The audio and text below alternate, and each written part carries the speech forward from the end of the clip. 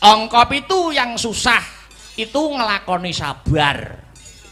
Angka 8 yang sering lupa itu bersyukur ana ngarsane Gusti Allah Subhanahu wa taala. Angka 9 yang tajam itu lidah. Angka 10 yang berharga itu iman. Angka 11 yang menentramkan hati itu berzikir. Lan sing pungkasan angka 12 yang ditunggu Allah adalah tobat. Niku pun sing penting ditekenke ngibadahe 5 wektu aja nganti lali. Saya apik yen jam 1 bengi nindakke salat tahajud insyaallah tentrem sak kulawargane. Nah, contone kaya masyarakat Ngadipura kene ya, Truk. Maringi ayem tentrem, paringi rejeki sing lumintu, leres Mas Gareng. Ana piwulang maneh, wong urip aja mung nuruti butuhing karep, ning turutana butuhing urip. Yen gur nuruti karep, jagat ya arep diemperi. Mula urip niku sak derma nglampahi nganti tepekaning takdir saka Gusti Allah. Ingkang mengku werdi, hidup itu hanya menjalankan ketentuan dari Tuhan Yang Maha Esa. Kita sebatas berdoa dan berusaha karena hanya Yang Kuasa yang mengerti mana yang baik dan buruk. Ana tembung becik ke titik, ala ketara ngono kae. Kuwi kabeh ya dilakoni awake dhewe ya, Truk. Bener, Gong. Perbuatan kebaikan suatu saat akan tetap terungkap sepintar-pintar apapun orang lain memanipulasinya. Sebaliknya suatu keburukan akan terungkap pada saatnya nanti. Wis kuwi tetep mula ana tembung wong kuwi aja sok gumunan, aja sok kagetan, aja sok getunan, aja aleman lan aja geleman. Maknane piye, Lek? Maknane piye, Kang? Ingkang mengerti, jangan mudah terheran-heran atau terlalu kagum. Angka 2, jangan mudah menyesal. Angka 3, jangan mudah terkejut. Angka 4, jangan mudah manja. Lan angka 5, jangan mengambil yang bukan haknya. Insyaallah nyambut gawe ning ngendi wae seneng, ora getapan, ora disirik karo wong. Kan ya elek-eleke wong iki yen nyolong kok. Nek wis nyolong iki wis. Ya, sithik ora apa-apa yen rezekine dhewe.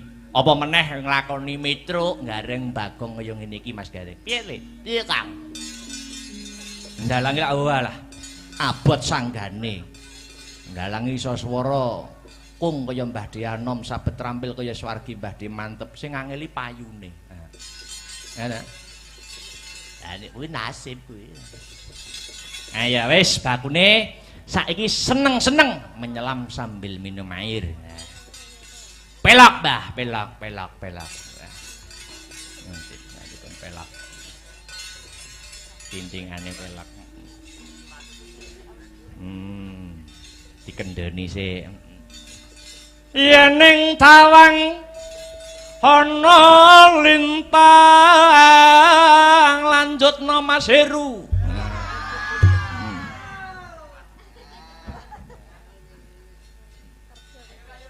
Cahayu aku nganteni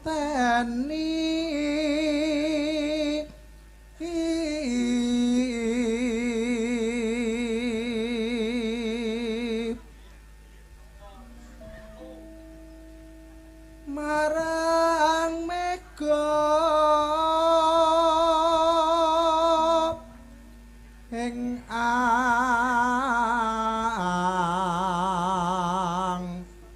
kosop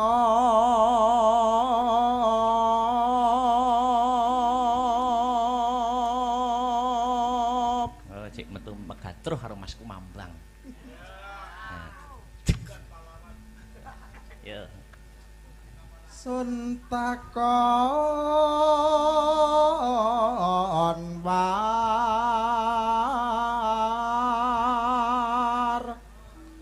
tane reki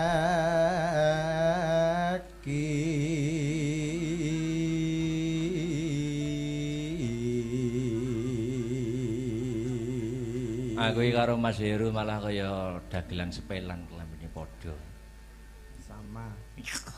Sama Mas Da. Iya. Anyar kok baru. Ya. Janji janjiku eling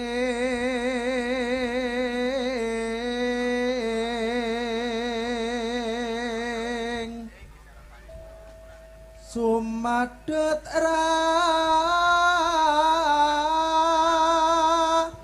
sing tias ingsun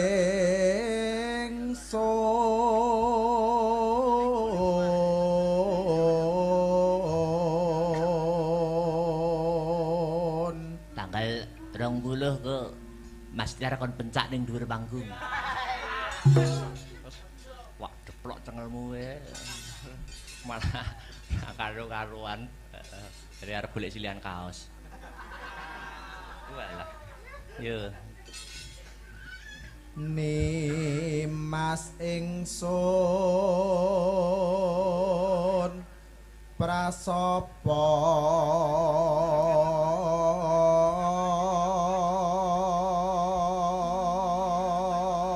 Widih. Wene sinaksanan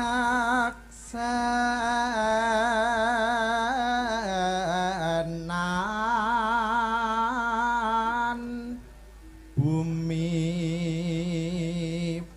langit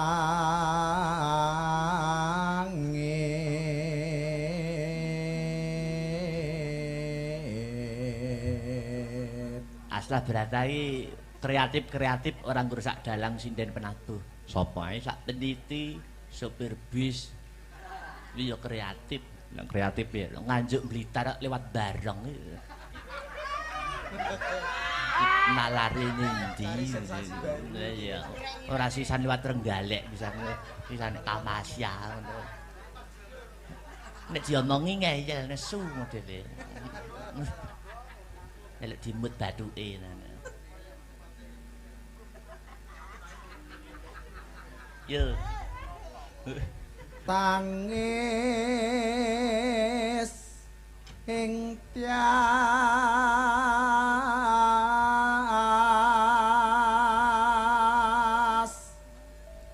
ngenteni dang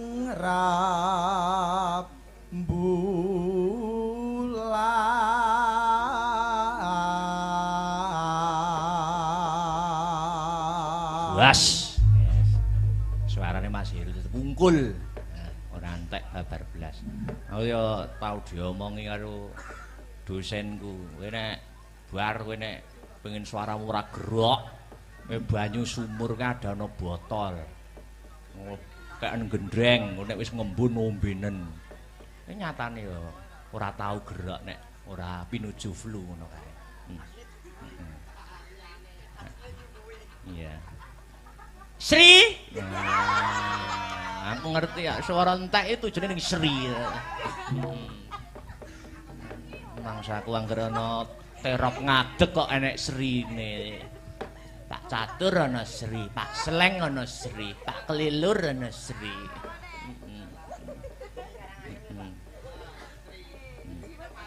Pak anu Bima Wanagiri. Tapi kita masih bisa sesandingan kan. Masa aku cah pedalangan. Ya. Yen nawang langgam. Ya. Karo ngadeg ya alon-alon. Oh iya. Meluruskan urat-urat saraf ngono lho, Sri. Nggih. Ya. Mboten buka rebab mawon. Waduh, lah berat dibawani ini. ya bukane buka celuk. Waduh. Jadi sing ngenong iki tak sipani wis usul suwe. Bagongmu gantine sing biasa solonan ngene iki wae. Iki tak nuruti tak sipan. Iya. Iya. Duh, Jan. Ayo. Yuk.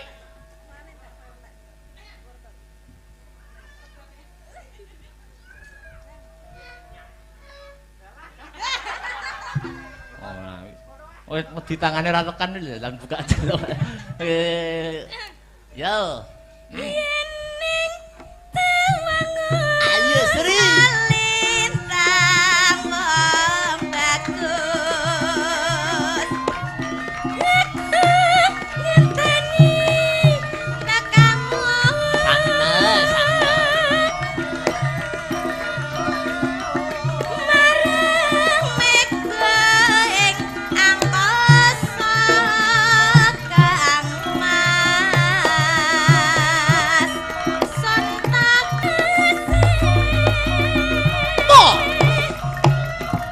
Ya.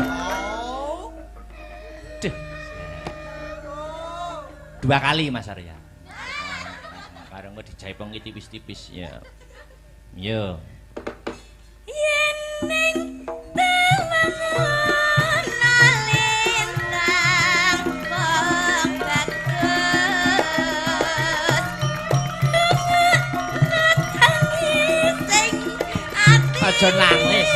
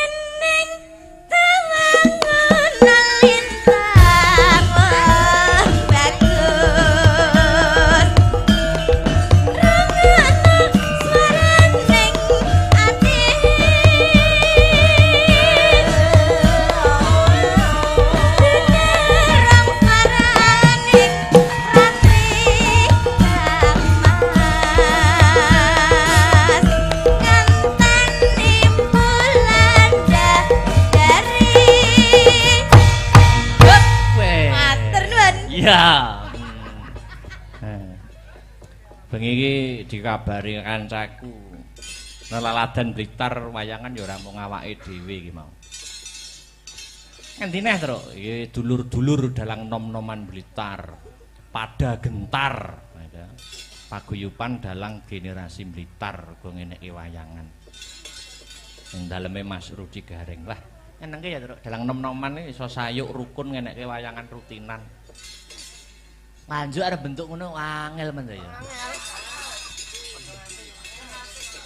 Oh, kabeh iki duwe prinsip dhewe-dhewe le, prinsip dhewe-dhewe le. Kamu kok iso. Ayo wis men. Ora gelem rukun ya tak ngurusi tanggap aku dhewe ya. Malah kurep ora ngentek tenaga. Ya jane pada intinya iki paguyuban-paguyuban sing terbentuk ngono kuwi lak tujuane karepen wayang kulit kuwi ora kelangan lacak. Dadi perlu wadah kanggo regenerasi dalang nom-noman kanggo srana neruske dadi pelaku seni utawa dalang. Ngono ya, Le. Nggih. Bacutke engko Dik Niken nggo bom nggo terakhir. Ya. Duit rong tembang mung wi. Ngateko wi. Guyu wi. Sinden jembreng ta wi. Mergo layangan iki terutama sing di depne penonton ki rak sinden. Fitnah, Mas. Nek dalang karo yoga ya wis ora duwe nomor. Aku lo selalu tersenyum. Iya. Apa ya mau? Ngadeg kok? Iya. Ya.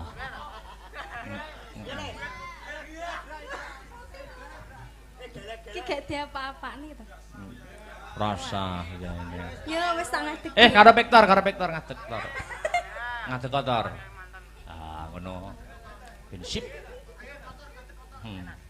Ngadeg kok Tor.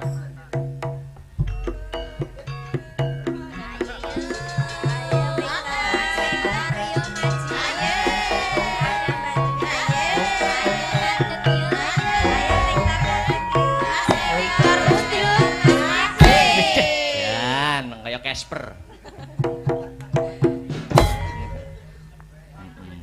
Wayang timplong. Wis. Duwe ta apa sing musik ngono apa? Manut Mbak Dwi. Manut apa hakeke azan. Sing duwe. Manut, Mbak. Sing lawas-lawas ora apa-apa, sing lawas-lawas. Siksa kubur kowe. Siksa kubur. Sakit rindu, Mas. Waduh. Gila. Loro tenan iki suwe Ayo rapet. tar. Ayo tar. Sesasi rapet tuh iso tambah lemu ngono anjing. Iya, karena aku sekarang tuh ayem gitu. Iya. Sebabe. Ya sebabe ketut kerusan. Layak. Apa kuwi? Apa kuwi?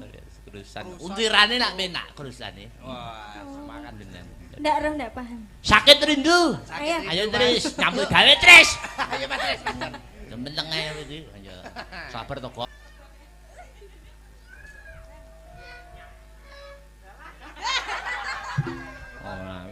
Oh, wedi tangane ra tekan lho, lan buka delok.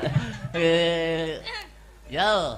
Yening tawangun. Ayo Sri. Lintang wong bagus. Ngenteni kakangmu. Sakno. Marang mega ing angkasa Kang Mas. Mega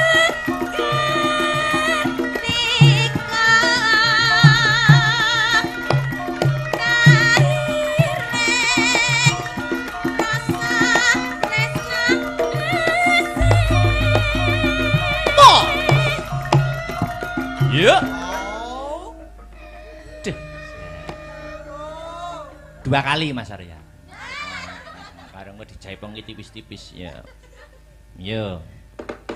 Yening tawangun lintang wong bagus.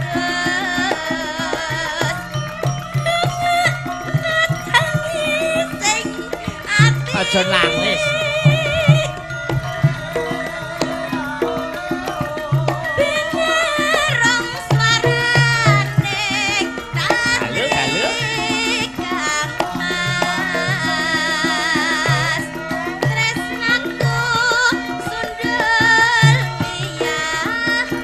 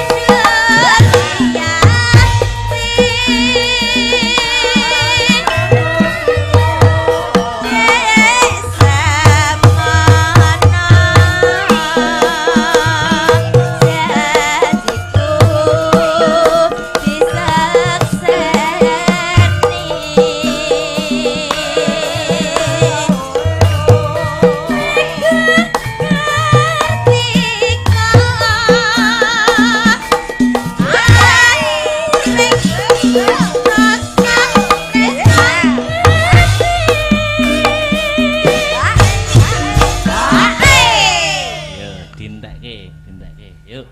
Yen ning tawangan lintang bagus rangana swaraning ati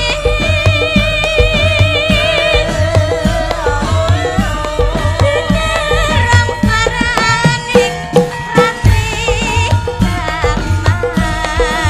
kamas nganteni bulan dari Weh. matur nuwun. Iya. Bengi iki dikabari kancaku.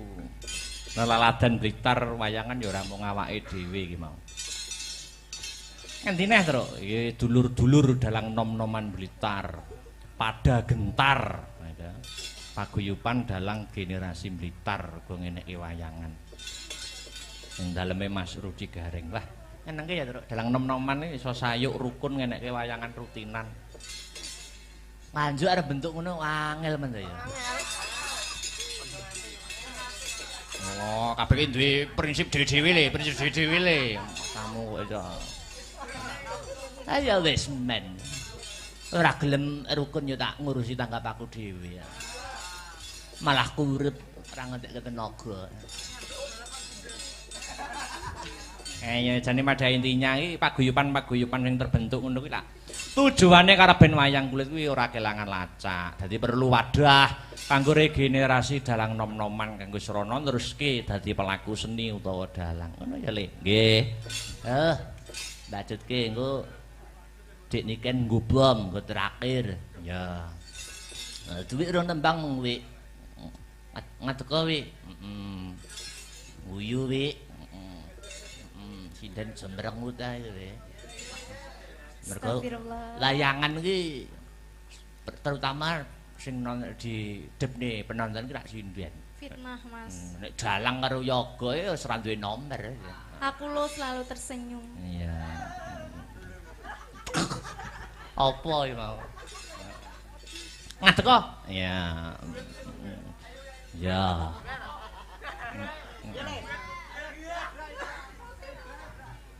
Ki gak diapa-apani to. Rasa ya ini. Ya wis tak ngadeg. Karo Victor ngadeg, Tor. Ngadeg kok, Tor. Ah, ngono. Prinsip. Ngadeg kok, Tor.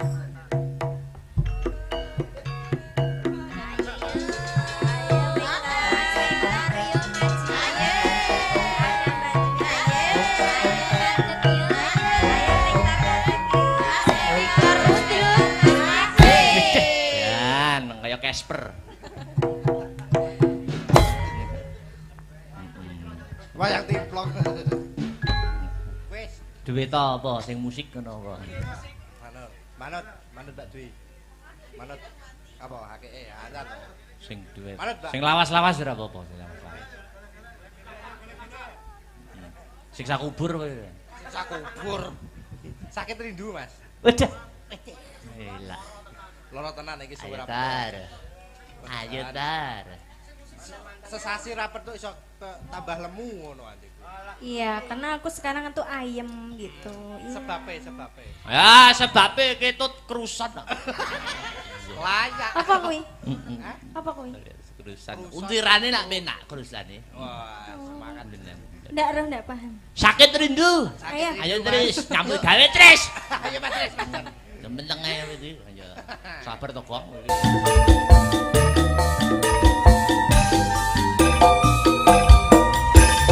Terima kasih. Sampun katur nggih, nggih, Mas. duduk.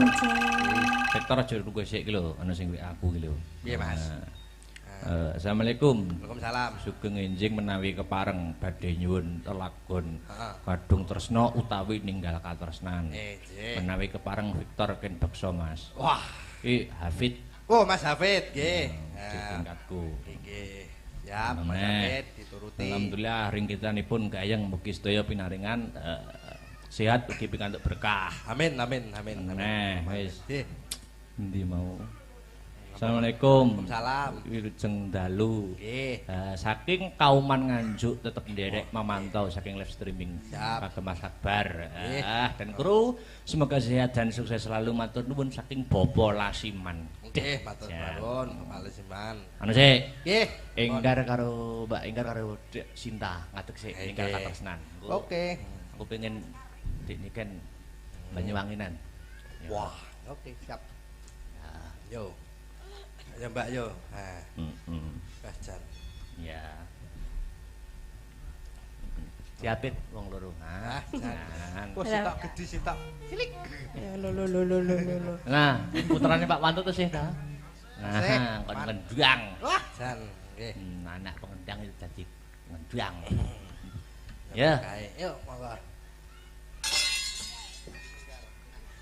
yuk langsung wae. J. Iya.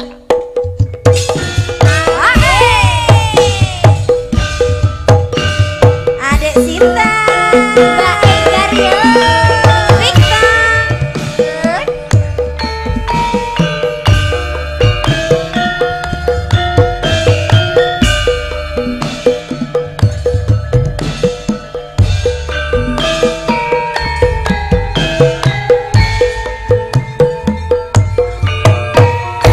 Asik.